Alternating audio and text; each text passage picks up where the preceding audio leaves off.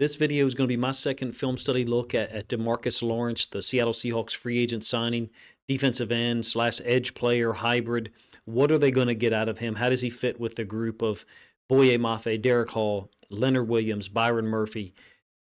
Potentially devastating defensive line group. You got to get Lawrence on the field healthy. This is going to focus on 2024 film. Kind of difficult to find stuff. Really focusing on week 1 against the Browns, week 3 against the Ravens. Ravens went down there, ran all over Dallas's defense. Lawrence wasn't a huge part of the problem, in my opinion. A lot of it was the boundary side scheme. But if you can get him on the field, you're talking. He's not a 240-pound outside linebacker. He's not a speed rush type guy. Big, strong, long arms, great frame. If he was in this draft with the traits that he has, you're talking about a top 15 to 18 pick. He's strong with his hand swipes, rips, his SWAT moves, very physical. I would categorize him as a bigger, stronger version of like a Boye Mafe, who's 6'4", 265, 270 at this point. Lawrence is a tremendous athlete with great range and close down speed. We'll get the film started here. Again, we're focusing on 2024 stuff. He's just off screen to our left. I can pull that over a little bit.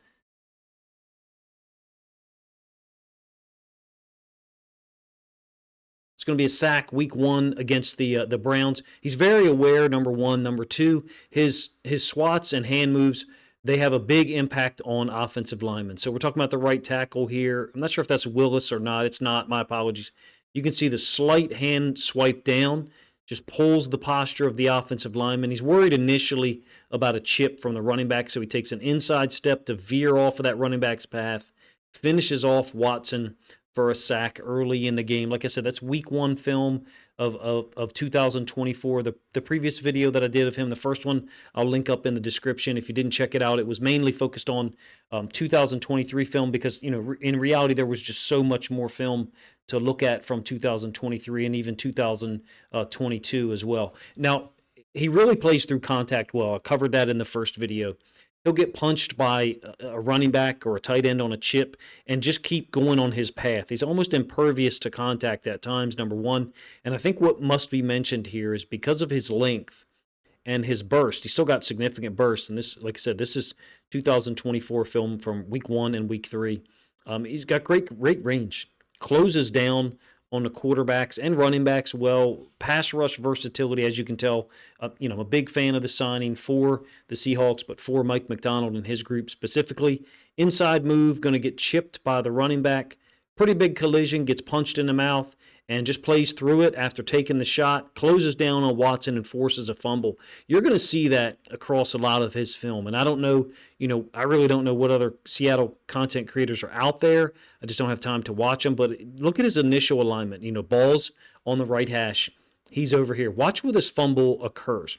And you're going to see this a couple of times in this video when I talk about range and closing down. It's almost on the other hash. So you're talking about a guy who, even at his, quote, age, 31, I think, at the time of the signing, is someone who plays with significant range, burst, pursuit, whatever word you want to use to describe how he plays football. Only on the field 4 times in 2024. Seattle Seahawks fans are looking for more than that, clearly, especially with all the trouble they've gone through with Uchenna and Nwosu being on the field infrequently in 2023 and 2024. I do like what Seattle's done. I mentioned this in the Cooper Cup video that'll come out later tonight. Got 2 good football players here in Lawrence and Cup, 2 veterans proven, but both of them missed significant time in 2024. I like what they've done from the standpoint of finding proven talent and also looking forward at the draft. Schneider and those guys in the front office know what they need because they've gotten proven talents at receiver and at defensive end / outside linebacker. Would I like to see them build a little bit more depth at wide receiver? Sure, absolutely. The defensive line looks really stacked. Maybe they would like some depth there. This is a great draft for defensive tackles. There's really a lot of underrated players at defensive line, outside linebacker, edge that are going to be there in the 2nd, 3rd, maybe even 4th round. Look at a guy like Jalix Hunt. I think the Eagles picked him in the 4th round last year, and that's a guy who had an impact in the Super Bowl with 5 picks in the top 92.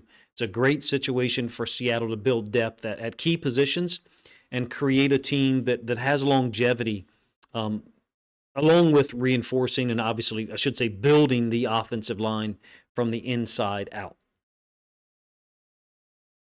It's going to be a three-man rush. He'll initially deal with the right guard, and then he's just stunting to the inside to try to occupy the center. Those guys handle him. It's a three-man rush against the Giants with a possible add-on, and Lawrence is going to redirect to get the sack. Now, that one isn't as impressive as the range dealing with Watson and the range that I just showed you on the previous play, the forced fumble against Watson, that is, in week 1. But you'll see another example later on in this video of his range. He's a strong pass rush guy. I wouldn't call him a speed rush guy. For me, he's someone who can collapse the pocket in and then redirect. That's a skill in and of itself, perhaps an underrated one. Harken back to the Super Bowl. Look at what the Eagles used against Mahomes. Oftentimes, they were collapsing the pocket and then just having guys redirect to get the sack. Now, it's not to say that there weren't clean wins, because there certainly were by certain guys, but they were oftentimes keeping Mahomes compressed in that pocket and doing a fantastic job of it. That's what Lawrence reminds me of, someone who can collapse the pocket and then redirect, but also has the range, pursuit, whatever you want to call it, to be able to get to the football when it's across or on the opposite side of the field. Like this play that's coming up here again from week 1 against the Browns. He's left side D end on our screen. So you're going to get a jet motion, number 1, and the running back flowing to his side, in his direction. It's also getting the left tackle stepping to him. And then Watson booting out to the other side. Missed tackle by at least 2 Cowboys, and then near interception. Why? Because of the close down speed of Lawrence and the pursuit from the other side of the field. Again, check out his alignment pre-snap with the ball on the left hash over here, and then where this play occurs, where this hit on Watson occurs, I should say, after Micah Parsons missed the tackle, and then I think Kendricks does as well. This hit on Watson occurs almost precisely between the top of the numbers. Sorry, I'm dealing with a new player, so sometimes I forget the functionality of it. Almost precisely between the middle of the top of the numbers, and the right hash, opposite hash from where he lined up. I think that's significant to note here, that you don't have this loss of athleticism, range, or anything like that. His film, 2023, 2024, disruptive, pursuit, getting to the football, closes space. If he's healthy, there's really nothing that you can't like here. Plays with a lot of force. Again, that reminds me of like a Leonard Williams in some ways. Boye Mafia, they're just the same mold. Those guys play downhill. I think he raises the ceiling of this defense if he's there for 16, 17 games. Uchenna Nwosu could also raise the ceiling as well if he's able to return to his 2022 form, when I think he produced 9.5 sacks. So stunt here in this situation against the Browns, left side of their offensive line. The D tackle in yellow with the yellow arrow here is going to go up the field. And then Lawrence, check him out. He's playing downhill is what I'm talking about. Through the A-gap, underneath of the offensive lineman to get the hit on Watson. Ball that could have been caught, obviously, by the tight end Njoku.